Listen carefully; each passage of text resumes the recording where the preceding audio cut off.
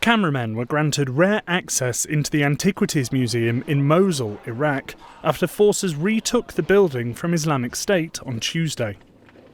Hundreds of rare books and manuscripts had been reduced to ash, the Associated Press reported. Iraqi archaeologists confirmed that some of the artefacts destroyed were original ancient stone statues dating back thousands of years. Some Iraqi officials and experts had previously claimed that the statues were replicas. Mosul's Antiquities Museum once housed priceless Mesopotamian artefacts dating back thousands of years, and a collection of rare Islamic and pre-Islamic texts.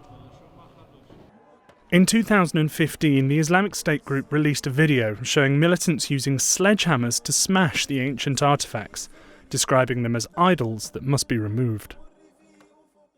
هي هاي الدمار اللي تشوفه أنت جنابك بعد، هي هاي آثار الدمار اللي تشوفه أنت، الكسر، التفجير، القصف، هاي كله دمره. The reclaiming of the museum comes as Iraqi troops continue to liberate Mosul from Islamic State. On Tuesday, troops seized major landmarks in western Mosul, including the main government complex that Islamic State had used as a command centre.